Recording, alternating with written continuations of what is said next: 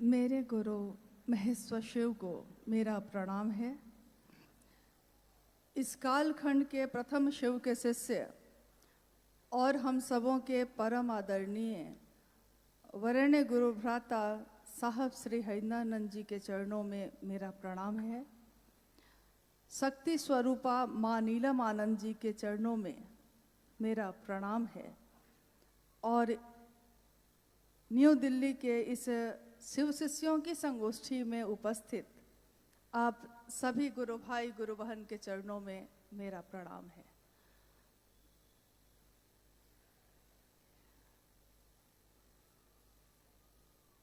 आज की ये शिव शिष्यों की संगोष्ठी, इस संगोष्ठी का एकमात्र उद्देश्य है कि हमारे वरेण्य गुरु भ्राता ने शिव के शिष्य हरिंदानंद साहब ने अनुपम अप्रतिम शिव की शिष्यता का दान इस जगत को जो दिया है, हम सब उसकी कीमत को समझ सकें। हम सब इस शिव शिष्यता का जो दर्द है, जो एहसास है, उसको महसूस कर सकें और जो उन्होंने चाहा है कि जगत का एक एक व्यक्ति शिव को अपना गुरु बनाए, उसके दिल में शिव शिष्यता धर के जीवन बने उसका। और ये उन्होंने चाहा कि ये हम सब शिव के शिष्य इस जगत में रह के अपने गुरु शिव के लिए करें। अक्सर हम सोचते हैं, जिस महादेव की बात हम कर रहे हैं, महेश्वर शिव की बात कर रहे हैं, महादेव ने खुद को महादेव नहीं कहा, दुनिया ने महादेव को महादेव कहा है। इस ब्रह्मांड में, इस जगत में जो भी रहता है, उसने शिव को जैसा जाना वैसा उसको नाम दिया। कहते हैं ना कि अच्छे ने अच्छा, बुरे ने बुरा जाना मुझको, जिसकी जितनी चाहत थी उतना ही पहचाना मुझको। वो शिव ऊर्जा के अक्षय स्रोत हैं, वो शिव परम सत्ता है, पर ब्रह्म है। लेकिन दुनिया के लोग, गोरी तेरा आंचल कितना, हमारा आंचल है ही कितना। हमने महादेव को जितना जाना है उसी नाम से महादेव को पुकारा है। हजारों साल की संस्कृति शिव के नाम से चल रही है। उस संस्कृति में शिव के अनेक नाम आए, जिसने जैसा जाना। किसी ने कहा रुलाते हैं वो, तो कहा कि रुद्र हैं वो।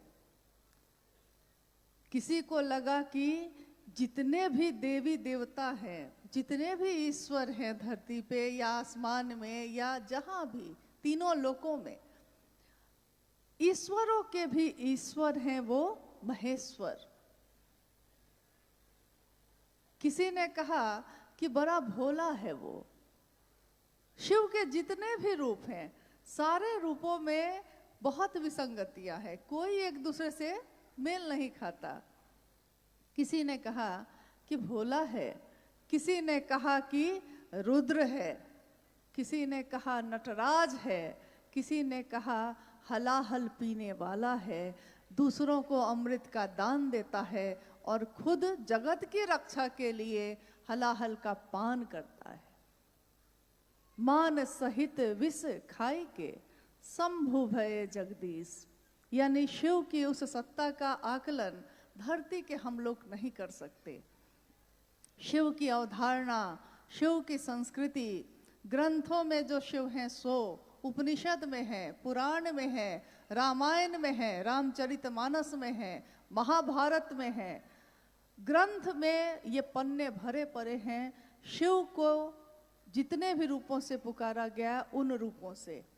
और उसी में आता है जगत गुरु शिव का रूप। शिव के अनेक रूपों में से एक, और उसको हम कहते हैं आदि गुरु हैं वो, विश्व गुरु हैं वो, जगत के गुरु हैं वो। घर घर के बाबा इतने अपने भी हैं, और काल भी जिनसे भय खाता है, जो नियंत्रक हैं, महाकाल हैं, काल के भी नियंत्रक देवता माने गए तो शिव माने गए, वो महाकाल हैं और वो हमारे आपके गुरु हैं।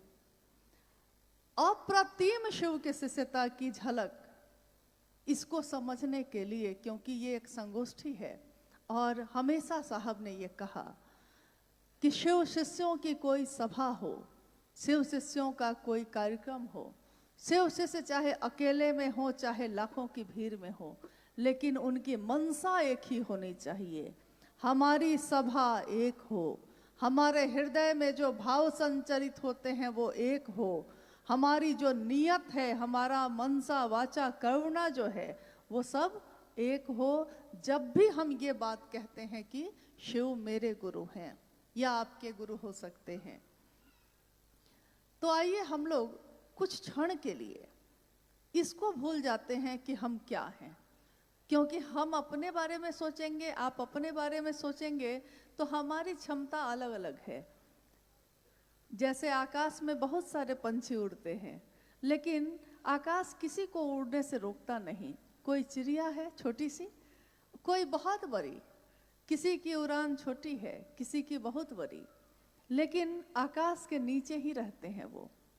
आकाश तो एक ही होता है, आकाश किसी को नहीं रोकता। जिसकी जितनी क्षमता है वो उड़ान भर सकता है। शिव शिष्यों की क्षमता के बारे में हम नहीं बात कर सकते। शिव शिष्यों की कीमत क्या होती है ये साहब हरिंदानंद जी ने जाना, बाकी हम आप तो अभी तक समझ भी नहीं सके हैं। उन्होंने हर उस कंकर को भी शंकर में बदला जो धूल में पड़ा था। वो जीवात्मा जो अंधेरे में फैली थी, जिसके चेतना में गहरा अंधेरा छाया था, उस चेतना में गहरी रोशनी भरी, और उस रोशनी में हमको दिखाई दिया शिव का वो रूप। जिस शिव को हम जगत गुरु के रूप में कह रहे हैं, जिस शिव को हम अपना गुरु बनाने की बात कर रहे हैं, वो शिव क्या है। आइए हम अपने इतिहास में चलते हैं। हमारे इतिहास में बड़े बड़े तपस्वी, बड़े बड़े साधु, बड़े बड़े ऋषि हुए। अगर शैक्षणिक ज्ञान की बात करें, अगर शास्त्रों की बात करें, तो हमारा ज्ञान उनके सामने कुछ नहीं है। लेकिन दिल की बात करें, दिल के रिश्ते की बात करें, तो शायद आकलन करना कठिन है कि किसकी क्षमता कितनी है। लेकिन अगर हम किसी की बातों पे चलते हैं, क्योंकि इस संगोष्ठी को भी, जिसका आयोजन आज हुआ है, या 1980 के दशक से जो शिव शिष्यता की धारा चल रही है, उसकी बात भी हम करें अगर, तो उसके लिए, उसको समझने के लिए थोड़ा हमको इस पे विचार करना होगा कि ये है क्या, ये कौन है शिव। साहब जो अक्सर कहानियों में कहा करते कि अंबाला के नंबरदार को अघोरी ने कहा कि रे अपने शिव को छोड़ मेरे शिव को देख, ये कौन शिव था। जिसके लिए अघोरी ने कहा कि तू जिस शिव को जानता है, तुम्हारी जानकारी जो है उसके सामने, और मैं जिस शिव को जानता हूं उसका तुलना नहीं हो सकती। रिश्ता इतना गहरा है, प्रेम अधिकार लाता है। तो आते हैं हम लोग इस बात पे, महादेव के बारे में जितना भर हम जानते हैं, उसमें हम जानते हैं कि शिव ने इच्छा की और ये दुनिया बनी। सरल शब्दों में हम समझते हैं इसको। हमारी इच्छा भी होती है, आपकी इच्छा भी होती है, हम भी इच्छा करते हैं कुछ करने की, लेकिन हमारी इच्छा तुरंत या तो टूट जाती है या उसमें बल कम होता है। कुछ देर तक हम उस विचार पे, उस इच्छा पे खड़े रहते हैं। अगर इच्छा ठहर गई तो फिर उसका परिणाम गहरा होता है, लेकिन अगर इच्छा टूट गई तो फिर वहीं पे बात खत्म हो जाती है। शिव ने भी इच्छा की। एकमात्र ऐसे देवता, एकमात्र ऐसी सत्ता जिसके लिए कहा गया अघोर है वो। अघोर का अर्थ होता है जिसमें तरंगे नहीं हैं, जिसमें कोई उतार या चढ़ाव नहीं है, जिसमें कोई चंचलता नहीं है, स्थिर है, एक तरह से, एक सीधी रेखा, शांत, अघोर, एकमात्र कहा गया शिव को, और अघोरा कहा गया शिव की शक्ति माँ काली को, जिनको प्रथम देवी भी 10 महाविद्या में प्रथम देवी हम कहते हैं माँ काली को, जो शिव की शक्ति हैं, और उनको कहा गया अघोरा। साहब ने बताया कि जब ये कल्पना करते हैं, जब ये सृष्टि बनी ही नहीं थी, जब ये दुनिया ही नहीं थी, कुछ नहीं था, शून्य था चारों तरफ, कहीं कुछ नहीं, और उस शून्य में, उस सन्नाटे में जहाँ कुछ भी नहीं है, शिव की शक्ति तो है, शिव तो है, क्योंकि काल से परे की देवी कहा जाता है काली को, काल के नियंत्रक देवता कहा जाता है महादेव को, तो शिव तो है। अब हम कल्पना करते हैं कि उस शिव ने, जिसकी समस्त शक्तियां सुषुप्तावस्था में हैं, सारी शक्तियां हैं लेकिन शांत हैं, अभी प्रकट नहीं हुई हैं। सारी शक्तियां शिव के साथ परम सत्ता में शांत भाव से सुषुप्तावस्था से है, और उसी में एक हलचल होती है, शिव की इच्छा, एक जो है वो, एको हम बहुश्याम, मैं एक हूं, एक से अनेक हो जाऊं, और उन्होंने की इच्छा सृष्टि की, शीश इच्छा, शिव की इच्छा से जो सृष्टि बनी, उस सृष्टि में अब शिव ने इच्छा की, तरंग पैदा हुई, यानी कहीं कुछ नहीं है, अब हुई तरंग पैदा। तरंग जो पैदा हुई तो उसमें हमेशा ओम और नमः शिवाय की व्याख्या साहब ने जब भी की, तो उन्होंने जो उसकी व्याख्या की है, उसमें उन्होंने कहा है कि जैसे ही वो तरंग पैदा हुई, ध्वनि जो तरंगों के साथ ध्वनि जो सुनाई दी, जो प्रकट हुई, उस ध्वनि की आवाज थी आ ओ मा। अगर एक साथ सुना जाए उसको, तो उसकी आवाज गूंजती हुई ऐसी है जैसे हम बोलते हैं या उच्चारण करते हैं तो हम कहते हैं ओम, है वो आ उ मा, यानी उत्पत्ति, स्थिति और लय, पैदा हो रही है, रह रही है और टूट रही है। अब उस सृष्टि में जो तरंग पैदा हुई है और उसमें जो आवाज हुई, इच्छा जो हुई है और सृष्टि बनी है, इसके बीच के अंतराल में ये आवाज है, ये ध्वनि है। इसीलिए ओम को कहा जाता है ध्वनि, यानी प्रणव मंत्र है वो। और सृष्टि जैसे ही बनी, अब बना आकाश, फिर बनी हवा, फिर बनी अग्नि, फिर बना जल, फिर पृथ्वी, मिट्टी, क्षिति तत्व। जैसे ही पहला तत्व, जिसमें एक ही इंद्रिय काम करती है हमारी, एक ही ज्ञानेंद्रिय काम करती है, पहला तत्व बना आकाश, वैसे ही जो ध्वनि थी ओम, अब वो सृष्टि में प्रकट हुई। अभी तक आवाज थी, वो गूंज रही थी, अब वो प्रकट हुई शब्द में। शब्द जो प्रकट हुए तो ओम का ही प्रकट रूप कहा गया नमः शिवाय। इसीलिए एकमात्र ऐसा मंत्र है जो भारत की संस्कृति में, ग्रंथों में इसको कहा गया शिव का प्राण मंत्र। ये मंत्र क्या है? ये सिर्फ मंत्र नहीं है, ये नमः शिवाय, इसमें शिव के प्राण हैं, क्योंकि इसमें शिव की इच्छा सन्निहित है। और अब है ये दुनिया बनी, 5 तत्वों से बना ये सारा कुछ, और 5 तत्वों से बना हमारा आपका शरीर भी। दुनिया भी उसी से बनी, हमारा आपका शरीर भी उसी से बना। यानी ये जितनी चीजें हैं, आकाश, हवा, अग्नि, जल और क्षिति, मिट्टी, ये सारे तत्व हैं मानव के शरीर में। 5 तत्व और 3 गुण से बांध के ये बना है शरीर। और इसी शरीर से हम शिव के प्राण मंत्र को बोलते हैं, नमन जो करते हैं हम तीसरे सूत्र में। और साहब हरिंद्रानंद जी को जो मिला, श्वास पे नमः आया और शिवाय उतर गया। कल्पना कीजिए कि उस नमः शिवाय में कितनी ऊर्जा होगी जो शिव के ही प्राण से निकली है और सृष्टि में सबसे पहले प्रकट हुई। इसको सरल शब्दों में उन्होंने समझाया। उन्होंने कहा कि आपने कहानी सुनी होगी कि दक्ष का यज्ञ हुआ। उस यज्ञ में कहानी है ये, लेकिन कहानियां भी हम बहुत कुछ सीखते हैं उससे।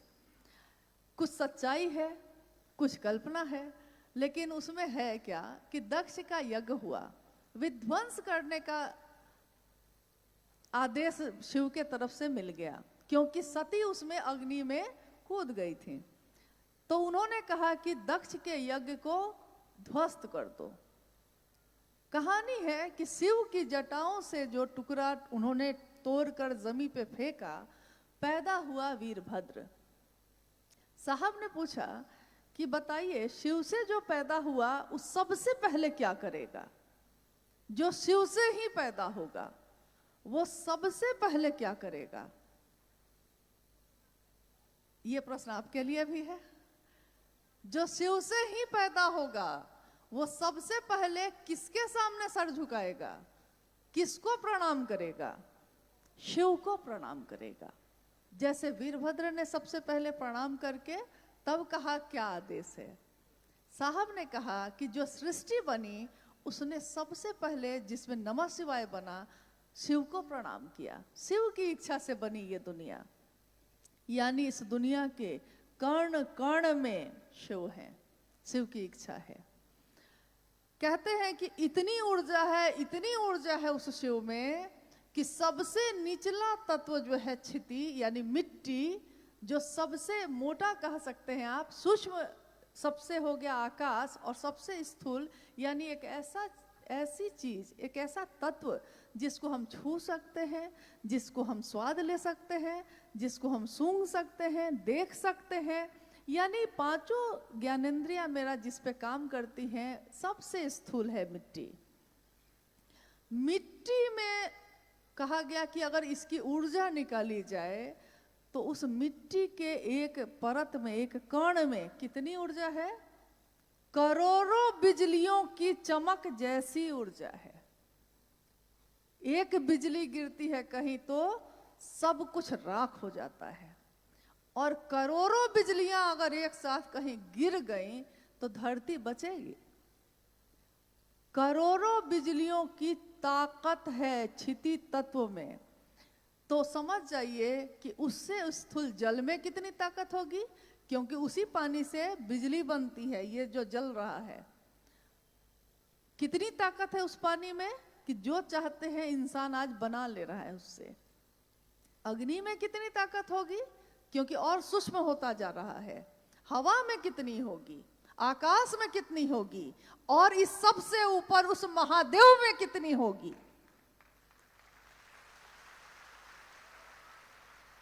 जिसकी मात्र इच्छा का प्रतिफल है ये, मात्र इच्छा। कहा जाता है उस महादेव को अगर हम लाख योनियां हमारी बीत जाएं, हम देखना चाहें तो महादेव को देख भी नहीं सकें, महसूस भी नहीं कर सकें। लेकिन असीम ऊर्जा, अनंत ऊर्जा, ऊर्जा के अक्षय स्रोत शिव को साहब हरिंद्रानंद ने, शिव के शिष्य ने, हमारे आपके जैसे अति सामान्य लोगों के दिलों में पहुंचा दिया। उस ऊर्जा को किस हद तक नीचे किया होगा उन्होंने कि हम उसको महसूस करते हैं। महादेव आप मेरे गुरु हैं, हे शिव आप मेरे गुरु हैं, मैं आपका शिष्य हूं, मुझ शिष्य पर दया कर दीजिए। ये पुकार हमारे हृदय से जो निकली है, इस पुकार में वो दर्द नहीं था शिव के लिए, कभी भी नहीं था। ये अलग बात है कि हजारों साल से शिव की पूजा होती है, हजारों साल से हमारे जीवन में अनेक संबंध है, हर संबंधों के लिए दिल नहीं धड़कता, हमारे परिवार में बहुत लोग होते हैं, सबके लिए दर्द महसूस नहीं होता।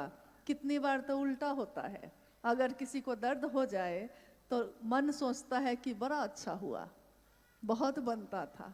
यानी हमारी तो ये स्थिति है। और शिव की ऊर्जा असीम है, अप्रतिम है, बेजोर है। अप्रतिम का अर्थ होता है जैसी दूसरी कोई प्रतिमा नहीं हो सकती, जिसका कोई जोड़ नहीं है, जिसके बराबर कोई दूसरी सत्ता नहीं है। उस असीम ऊर्जा का इस स्तर पे ले आना, तो आप कल्पना कीजिए, क्योंकि आज जब साहब हरिंद्रानंद जी शरीर में नहीं है, तो हमको, आपको और अनेक लोगों को ऐसा लगता है कि वो नहीं है, लेकिन महसूस करने वाले जानते हैं कि और ज्यादा तीव्र गति से हैं, और ज्यादा ऊर्जावान हैं, और ज्यादा मदद दे रहे हैं, गति दे रहे हैं, तब हम चल पा रहे हैं, तब हम बोल पा रहे हैं। लोग समझते हैं कि शरीर में अगर वो ऊर्जा नहीं है मतलब कि ऊर्जा खत्म। तो हमारे गुरु शिव तो शरीर में शुरू से नहीं है, और उस शिव को इस धरती पे उतारने का काम जिन्होंने किया है, अब कल्पना कीजिए कि हम भी इंसान हैं, आप भी इंसान हैं, और इस धरती ने ऐसे ऐसे इंसान को पैदा किया है जिसकी उस समय जब वो धरती पे था तो धरती चमत्कृत होकर देखती थी उन लोगों को। कितने महान शासक हुए, कितने महान क्षत्रिय हुए, कितने महान लोग सिद्ध तपस्वी संत हुए, लेकिन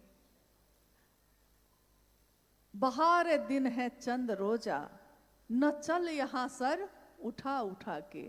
कज़ा ने ऐसी हजार सूरत, बिगाड़ डाली बना बना के। आज हम कुछ बने हुए हैं तो सर बड़ा उठा के चल रहे हैं, भूल जाते हैं कि हम तो कुछ भी नहीं, हमसे बहुत बड़े बड़े लोग आए और धरती से चले गए। धरती ने, अरे इसी मिट्टी ने कहा है कि मिट्टी कहे कुम्हार से, तू क्यों रोंदे मोए, एक दिन ऐसा आएगा मैं रो दूंगी तोए। तो हमारी क्या क्षमता है आप कल्पना कर लीजिए। शिव की क्या है, जितने ही भर हमारा दिमाग काम करता है उतने ही भर कल्पना कर लीजिए। और अब हम लोग बात करते हैं शिव के शिष्य हरिंद्रानंद साहब के बारे में। जितना भर हम लोगों ने उनको जाना, जितना भर उनके सानिध्य को प्राप्त किया, जितना भर समझ पाए, उतने ही भर में कल्पना करते हैं। शिष्यानुभूति एक किताब उन्होंने 1990 में लिखी थी, छापी गई, और आपको मालूम है उस किताब का मूल्य, शिष्यानुभूति का मूल्य जो पीछे लिखा गया, मूल्य था आपका शिव शिष्य होना। आज तक के इतिहास में ऐसा मूल्य किसी किताब, किसी ग्रंथ, किसी शास्त्र में लिखा हुआ नहीं मिलता। आपका शिव शिष्य होना, किताबें छापी जाती हैं, पैसे लगते हैं उसमें, लेकिन साहब हरिंद्रानंद जी ने उसका मूल्य जो मांगा हमसे, आपसे, हमारे जैसे अनंत लोगों से, असंख्य लोगों से जो मांगा, उसका मूल्य चुकाना सामान्य लोगों के बस की बात नहीं है, क्योंकि मूल्य बहुत बड़ा है, दिया जा सकता है अगर हम देना चाहें। अगर हमको जगत की और चीजों से फुर्सत मिल जाए तो हम दे सकते हैं इसका मूल्य। अब हम बात करते हैं शिव शिष्य हरिंद्रानंद साहब की। एक साधारण दिखने वाले, सामान्य, दुबले पतले बच्चे ने जन्म लिया था बिहार के सिवान जिले में अमलोरी नामक ग्राम में। 31 अक्टूबर का दिन था, तारीख थी, और दिन था दीपावली का। ये हम लोग जानते हैं। धरती पे जब उनका जन्म हुआ, 1947 में देश आजाद हुआ था। भारत देश उस समय आजाद हुआ था, और अभी आजादी का जश्न चल ही रहा था। भारत नई करवट ले ही रहा था, और जन्म हुआ साहब हरिंद्रानंद जी का 1948 में। जन्म से ही पता चलता है कि पूत के पांव पालने से ही पता चलते हैं। पूत आगे कैसा होगा ये झलक उसी समय से मिल रही है। कोई अगर देखना चाहता है तो देख लेता है। समझना चाहता है तो समझ लेता है। एक छोटे से बालक, हमारे आपके घर में जो बालक होते हैं ना, हमारे आपके घर में जो बच्चे होते हैं, वो भी खेल खेलते हैं। वो अपने खेल में खेलते हैं कैरम बोर्ड, कबड्डी, लूडो, इसी तरह के खेल। साहब हरिंदरानंद जी, बालक साहब हरिंदरानंद जी क्या खेल खेलते थे? वो खेलते थे आंख बंद करके बैठ जाना और अपने साथ के बच्चों को बैठा के कहते कि आंख बंद करो, झूठ मूठ मंत्र पढ़ते और कहते कि अभी सोने का जहाज आएगा, सोने का जहाज आएगा, अभी मैं मंगवाऊंगा। खेल भी ऐसे, बड़े भी हुए तो इसी तरह की बात। संयोगवश उनके घर में कुछ घटनाएं जो हुई, जिसमें एक शिक्षक आए जो तांत्रिक भी थे, और लगभग सभी चर्चाओं में गुरु भाई गुरु बहन इस घटना को दोहराते रहते हैं हमेशा। अपने मन में इस बात का मंथन किया है कि विचार गहरे होते हैं तो भाव बनते हैं, भाव गहरे होते हैं तो प्रेम बनते हैं, और प्रेम गहरा होता है तो भक्ति गहरी होती है तो क्या होता है? क्योंकि जब हर चीज गहरी होती है तो उसका दूसरा रूप सामने आता है। तो जब भक्ति तक में मांगा गया है, शिव के लिए, शिव को किसी ने नहीं चाहा, शिव से चाहा, लेकिन शिव के शिष्य हरिंद्रानंद साहब ने शिव के लिए शिव को चाहा। और ये बात उन्होंने लाखों की भीड़ में भी कही, अकेले में भी कही। उन्होंने कहा कि मैंने शिव को शिव के लिए चाहा है, मेरी इसके पीछे कोई कामना नहीं है। न तो अर्थ धर्म मोक्ष और काम की है, न तो वित्तेषणा है, न तो लोकेशना है, न तो सम्मान चाहता हूं मैं, न मैं ये चाहता हूं कि कोई। देखिए भाई गिरिराज जी उस समय अपनी चर्चा में कह रहे थे कि साहब और दीदी ने कभी नहीं कहा कि मुझको पूजो, सच है ये, उन्होंने कभी नहीं कहा। क्योंकि भक्ति का चरमोत्कर्ष जब होगा तो भक्त मांगना छोड़ देता है, वो तो शिव के लिए जीता है। उन्होंने कभी नहीं कहा कि मुझसे मिलो, उन्होंने कभी नहीं कहा कि मुझको पूजो, उन्होंने कभी नहीं कहा। लेकिन ये उनका बड़प्पन है कि उन्होंने कभी नहीं कहा।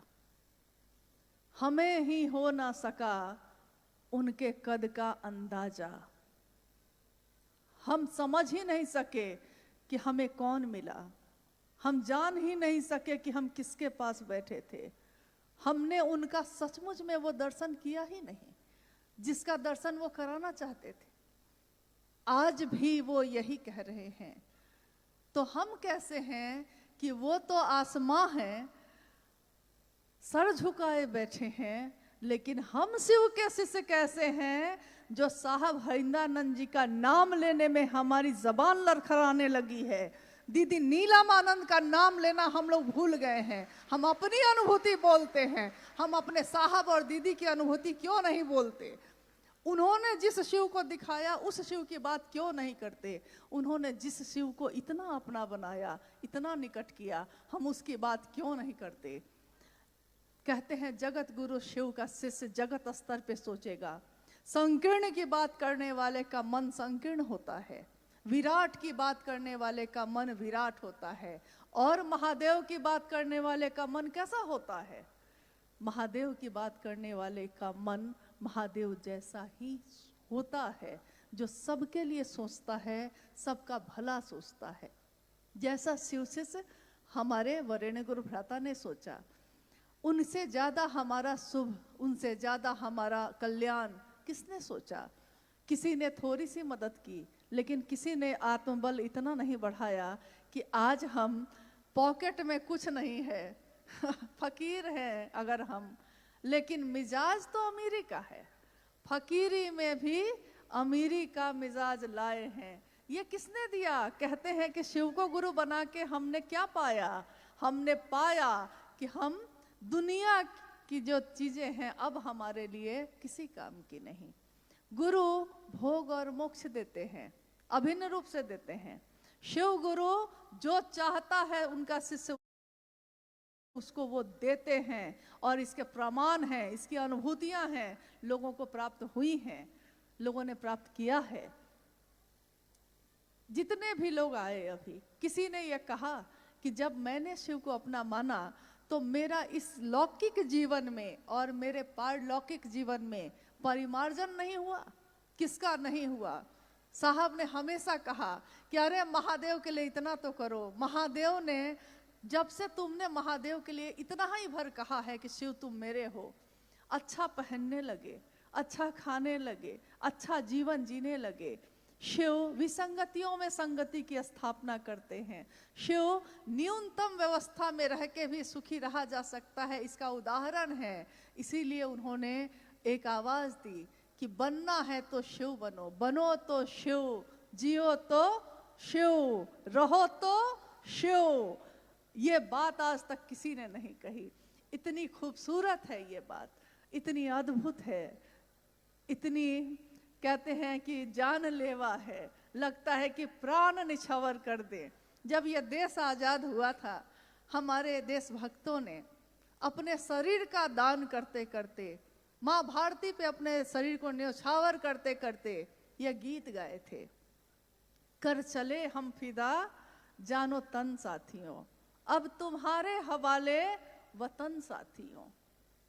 साहब हरिंद्रानंद जी ने आध्यात्म की धरती पे जाति, धर्म, लिंग, वर्ण, समाज, दुनिया, देश, सारी सीमाएं तोड़ दी। सर्वमय मन का भैरव, उन्होंने कहा आपका मन जब भैरव बनता है तो दैविक, दैहिक, भौतिक तीनों तरह की सीमाओं का तट तोड़ देता है, सर्वमय होता है, सबके लिए होता है, सबके साथ जीता है, सबका अच्छा सोचता है। तो उन्होंने देश की सीमाएं भी तोड़ दी और सबके बीच एक ही बात का आह्वान किया। उस शिव ने दिया है, शिव की दुनिया में हम रहते हैं, हमारी दुनिया में वो शिव क्यों नहीं रहता? ये पीड़ा है उनकी कि हमारी दुनिया में वो शिव क्यों नहीं रहता। क्या शिव के शिष्य भी ऐसा ही करेंगे? क्या शिव का नाम लेने वाले लोग भी शिव के साथ ऐसी ही चालाकी करेंगे? शिव शिष्यता प्रेम है, शिव शिष्यता भाव है, दर्द है, एहसास है।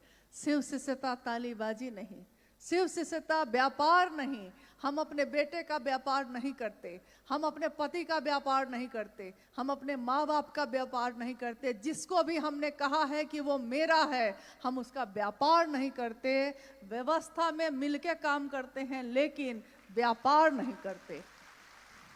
और जितना भर आपने साहब और दीदी का सानिध्य प्राप्त किया है, माँ नीलमानंद जी के साथ इस लौकिक जीवन में 3 वर्षों तक ही मैं रह सकी, लेकिन उनके उन 3 वर्षों में मैंने जो उनको जाना, जितना भर जाना, क्योंकि वो भगवती स्वरूपा, उनको मैं कितना जान सकूंगी। कोई उनके पास रह के भी उनकी शक्ति का क्या आकलन करेगा, जान न सका। लेकिन जितना भर जाना, ममता की मूर्ति क्या होती है, ये बनती है, जब ये मूर्ति बनती है तो उसका चेहरा होता है नीलमानंद की तरह, राजमणि नीलमानंद की तरह।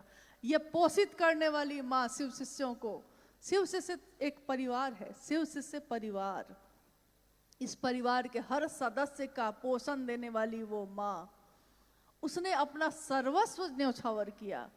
साहब हरिंद्रानंद जी ने अपने लौकिक कामनाओं की, अपने आकांक्षाओं की, अपने जीवन की छोटी छोटी खुशियों को न्यौछावर कर दिया अपने महादेव के। क्या उनका एक छोटा सा परिवार नहीं था? क्या उनके बच्चे नहीं थे? क्या उनकी पत्नी, उनके माँ बाप नहीं थे?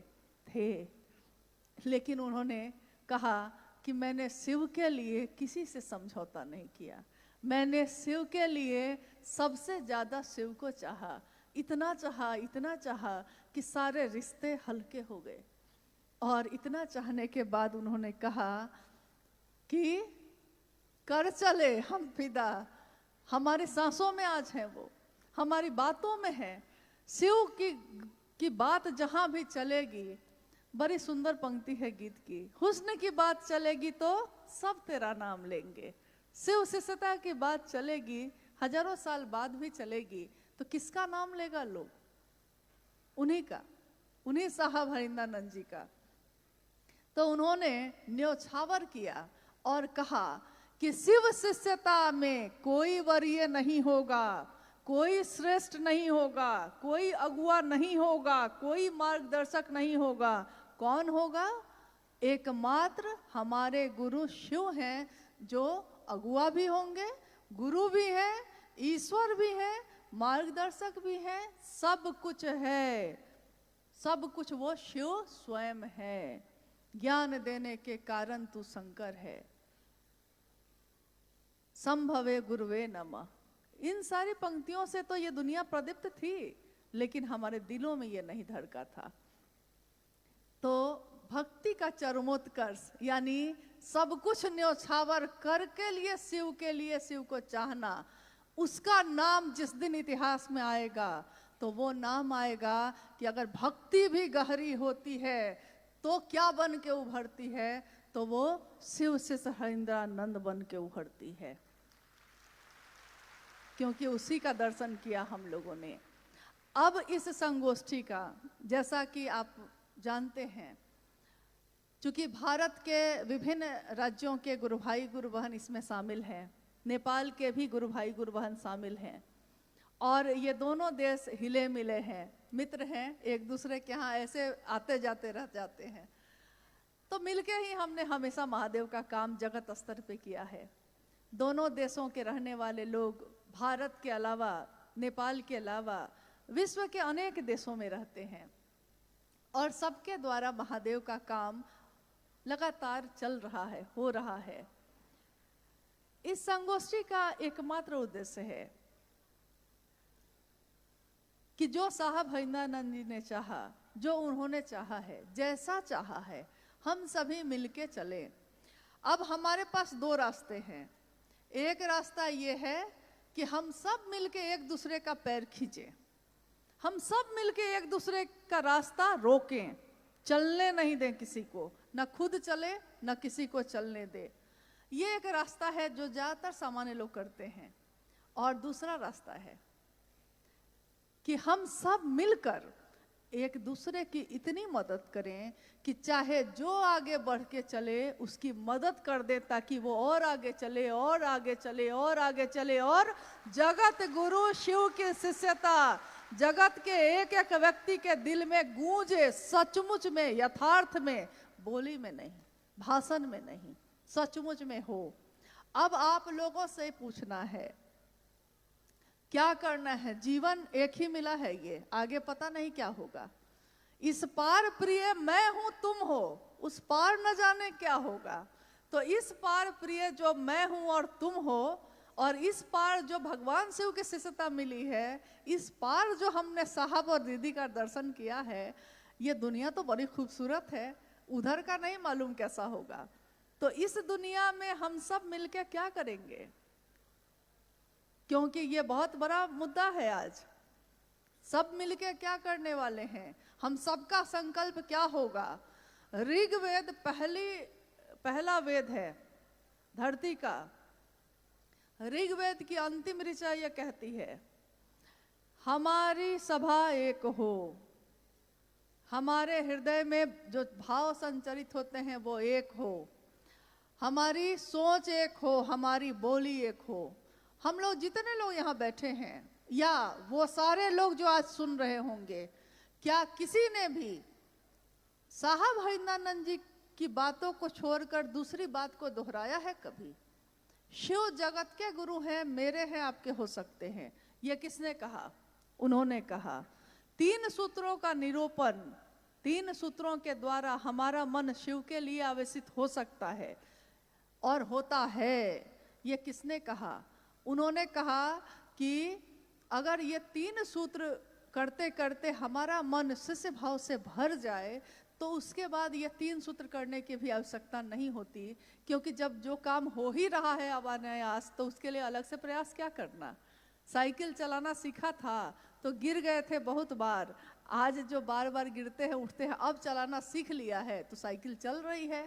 फोन पे बात करते करते साइकिल चल रही है, और एक दिन साइकिल चलाने के लिए बार बार गिरे थे।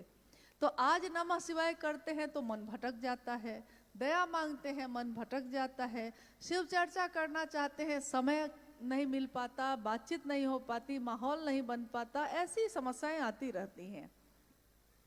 लेकिन अगर ये तीनों सूत्र नहीं होते तो हम लोग शिव से क्या करते? साहब हरिंद्रानंद जी के जीवन में 3 सूत्र नहीं थे। उन्होंने क्या किया था? उन्होंने सिंहेश्वर मंदिर से में उस शिव से दया की याचना ही की थी। 3 सूत्र उनके जीवन में नहीं थे, लेकिन उन्होंने शिव से दया मांगी थी। बुढ़ऊ इज्जत रखी है और शिव ने उनकी इज्जत रखी। साहब ने शर्त बनाई, जैसे आप दिखते हैं, जो तस्वीरों में हैं या आदमी के भेष में, आएंगे नहीं सीखूंगा, अब जो आप बताएंगे वही सीखूंगा। इन 3 सूत्रों को छोड़ के, ये 3 शर्तों को छोड़ के नमः शिवाय सा विधि उनके सांसों पे उतर गया। किसकी सांस पे उतरा ये शिव का प्राण मंत्र? आपसे जिज्ञासा है मेरी तरफ से कि किसकी सांसों पे मुजफ्फरपुर के तुर्की में उस आम के पेड़ के नीचे संध्या की बेला में बैठे, किसकी सांसों पे नमः हवा के साथ आया और शिवाय उतर गया? ये किसके साथ हुआ था? यानी शिव का प्राण मंत्र जिसके सांसों पे उतर के चढ़ा है और उतरा है, वो सामान्य व्यक्ति तो नहीं होगा, सामान्य ऊर्जा वाला व्यक्ति तो वो नहीं होगा। जो शरीर से समझते हैं हम, वो ऊर्जा तो उसमें नहीं होगी। और जिसकी बात पे करोड़ों लोग एक हो जाते हैं, उस व्यक्ति को साधारण समझने की भूल तो हम लोग नहीं कर सकते। कर सकते हैं? हम भी प्रसाद चढ़ाते हैं। हमारे जीवन में ऐसी कोई घटना, मतलब लगता है अनुभूति तो होती रहती है, अनुभूति तो बहुत सारी हो जाती है, लेकिन काश मैंने भी उस दृश्य को अपनी आंखों से देखा होता, ये सोचती हूँ कभी। जब साहब पटना में रहते थे तो पूजा घर में प्रसाद चढ़ाते थे, प्रसाद चढ़ जाते थे। लोगों के बीच इस बात की सूचना हो गई, बात फैल गई कि हरिंद्रानंद जी के पूजा घर में प्रसाद चढ़ जाता है। तीज का समय था, माँ नीला महाजन तीज का व्रत करती थी, यानी जो शिव की पूजा होती है, जिसमें शिव और शिव की पत्नी माँ पार्वती की पूजा करती थी। तो वो बाहर मंदिर में नहीं गई, घर में था ही पूजा घर। तो बगल के जो फ्लैट में और लोग रहते थे, वो महिला लोग हाथ में पूजा की थाली लेकर घर में आ गई। मतलब साहब के मुंह से ये घटना सुनी थी मैंने, और बाद में मुझको लगता है किसी चर्चा में, वीडियो में भी है ये, साहब की चर्चा में। तो थाली लेकर वो घर में आ गई। तो उन्होंने कहा कि मैडम, दीदी नीलम आनंद जी को कहा कि मैडम आप नहीं आई मंदिर, तो हम लोग सोचे कि हम ही लोग पूजा की थाली लेके आ जाते हैं, क्योंकि हमने सुना है कि आपके घर में भी तो पूजा घर में प्रसाद चढ़ जाता है। तो माँ नीलम आनंद जी ने कहा कि हाँ चढ़ता तो है, लेकिन अब आप लोग क्या चाहते हैं? तो जी हम लोग चाहते हैं कि हम लोग भी यहीं चढ़ा लेते हैं। उस महिला ने कहा कि चढ़ा लेते हैं। माँ नीलम आनंद ने कहा कि सामने पूजा घर है, जाइए। वो थाली लेकर पूजा घर के तरफ बढ़ी, और जैसे जैसे थाली लेके वो बढ़ रही है, उसमें से प्रसाद जो है वो अब गायब होते जा रहे हैं। प्रसाद उसमें से इतना दूर दिखता है, फिर गायब हो जा रहा है। पूजा घर 4 कदम पे ही था, उतनी ही देर में थालियों से प्रसाद गायब हो गए। वो लोग घबरा गई। तो उन्होंने कहा कि ये तो सारा प्रसाद चढ़ गया महादेव के पास, अब हम लोग घर ले जाके क्या देंगे?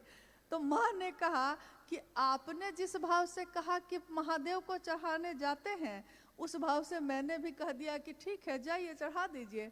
तो महादेव की सत्ता ने ग्रहण कर लिया। अब हम लोगों ने जब ये सुना था, इतना हंसे हम लोगों ने कहा साहब से कि बताइए, अगर हम लोग को ये पता चल जाए कि महादेव प्रसाद खा जाएंगे, तो हम में से कितने लोग अच्छी अच्छी मिठाई खरीदेंगे? क्योंकि अच्छी मिठाई हम ये चुन के लेते हैं कि पति को कौन वाला पसंद है, पत्नी को कौन वाला पसंद है, बच्चा को चढ़ाते हैं महादेव को, लेकिन पसंद अपनी रख के, ताकि चढ़ाने के बाद खाएंगे हम खुद। तो साहब ने कहा कि अरे एक घटना और हो गई थी। एक व्यक्ति थे, बाद में शायद विधायक थे उस समय, तो वो घर पे आए। उन्होंने कहा कि हरिंदानंद जी, सुनते हैं आपके पूजा घर में जो चढ़ाते हैं चढ़ जाता है, तो मैंने आज एक रेमंड की बहुत सुंदर चादर खरीदी, तो मैंने सोचा कि महादेव को चढ़ा के और फिर हम इसका प्रयोग कर लेंगे, हम इसका यूज कर लेंगे। साहब ने कहा चढ़ा दीजिए। छोटी सी एक खिड़की थी पूजा घर में, जैसे ही वो चादर ऐसे लेके बढ़े, खिड़की से हवा के झोंके के साथ चादर उड़ी और ये ले वो ले हवा में गायब हो गई। अब वो तो एकदम बिफर गए। उन्होंने कहा कि कोई तंत्र मंत्र लगता है आपने कर रखा है। कि मैं तो सोचा था ये क्या हो गया, माथा पकड़ के बैठ गए। अब साहब ने सोचा कि अगर इसको कोई चादर नहीं देंगे तो भाई ये तो अभी शिष्य बना भी नहीं है, पता नहीं मन ही टूट जाएगा इसका, दूसरा कहेगा कि अब से कभी महादेव को कुछ चढ़ाएंगे ही नहीं। तो उन्होंने कहा नीलम, अगर बक्सा में कोई चादर है तो निकालो, इनको दो। तो बक्से में एक चादर थी, माँ नीलम आनंद जी ने निकालकर उनको दे दी। अक्सर हम लोग ये कहते कि अगर हमसे सचमुच महादेव ग्रहण करें, यानी कि भाव ग्रहण करते हैं वो, लेकिन अगर वो चादर ग्रहण कर लें तो हम लोग कौन सी चादर चढ़ाएंगे? सबसे सस्ता वाला। क्योंकि पूजा में ऐसा ही होता है, भाव में भी कभी कभी हम लोग ऐसा ही कर देते हैं। दुकान में जाइए, दुकान वाला पूछेगा आपसे साड़ी खरीदनी है अपने लिए कि किसी को देना है कि पूजा में करना है। ये 3 कैटेगरी में है। अपने लिए मतलब कीमते से कीमती साड़ी दिखाएगा, क्योंकि आप अपने लिए तो कुछ भी ले सकते हैं। दूसरे को देना है तो हम लोग कहते हैं कि साड़ी देखने में सुंदर होनी चाहिए लेकिन कीमत कम हो, कम दाम में, देखने में महंगी हो, ऐसा चीज दीजिएगा। तो वो वैसा ही देता है। फिर कहता है कि और क्या चाहिए, तो पूजा के लिए चाहिए। तो उसको मालूम है कि पूजा के लिए वो व्यवस्था अलग ही रखता ही है, तो उसको मालूम है कि पूजा के लिए लोग यही लेंगे। जिस दिन हमको ये पता चल जाए कि महादेव क्या ग्रहण करते हैं, तो हम महादेव के लिए क्या लेंगे, क्या देना चाहेंगे, तो लौकिक चीजों को तो महादेव लेते ही नहीं है। वो तो भाव है, आपने वो चीज को थोड़े लिए थे, उनको चादर का क्या काम, उनको मिठाई का क्या काम, आपने भाव दिया, ग्रहण हो गया। अब हम जो भाव देंगे वो महादेव ग्रहण कर ले, बस इतनी ही चाहत हम लोग की है।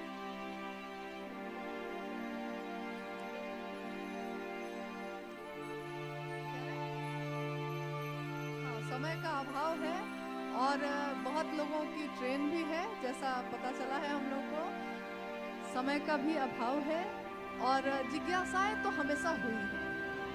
बिना जिज्ञासा के भी कुछ संगोष्ठी, कुछ कार्यक्रम होने चाहिए। जब प्रेम हो जाता है तो व्यक्ति मौन हो जाता है। यानी शास्त्रों ने कहा है कि एक वट वृक्ष के नीचे युवा गुरु बैठे हैं, उनके चारों तरफ वृद्ध शिष्य बैठे हैं। गुरु भी मौन है और शिष्य भी मौन है, लेकिन गुरु के मौन होने से शिष्यों के मन का संशय विनष्ट हो रहा है। तो आज जो है हम सभी शिष्यों के मन का संशय विनष्ट हो जाए, यही अपने गुरु शिव से कामना है। आशीर्वाद मांगती हूँ अपने साहब से और माँ नीलम आनंद जी से कि शिव से एक ऐसा कीर्तिमान इस जगत में रहते हुए गढ़ें कि चले हिमालय के शिखरों पर। हिमालय के शिखर पे सुना है कि शिव रहते हैं। कैलाश कहाँ है? जहाँ महादेव रहते हैं। महादेव कहाँ है? जहाँ कैलाश है। तो चढ़े हिमालय के शिखरों पे, अब भी ऊपर चढ़ना है हमें। हिमालय के शिखरों पे नया हिमालय गढ़ना है। साहब हरिंदानंद जी और दीदी नीलम आनंद जी के प्रति सच्ची कृतज्ञता हम शिव शिष्यों की यही होगी कि उनकी बात पे सभी शिव के शिष्य एक हों। ये आवाहन है शिव शिष्य हरिंदानंद साहब का कि मेरी बात पे भरोसा करना और महादेव के काम में एक दूसरे का साथ देना। आप सबका बहुत आभार है, बहुत कृतज्ञ है हम लोगों का हृदय, और खासकर दिल्ली के गुरु भाई गुरु बहनों का, जिन्होंने इस आयोजन के लिए दिन रात एक कर दिया है। महादेव और मेरे गुरु शिव, मेरे साहब और दीदी, उनके मन की हर वो मनोकामना पूरी करें जो उन्होंने सोचा हो, इसी की कामना है। आप सभी के चरणों में प्रणाम है। आप धीरे धीरे अपने घर के लिए बाहर की तरफ प्रस्थान करेंगे, और इसको याद रखिएगा कि इस संगोष्ठी का जो भी उद्देश्य है उसकी पूर्ति हो सके। आप सभी को प्रणाम है, आप सभी को साधुवाद है।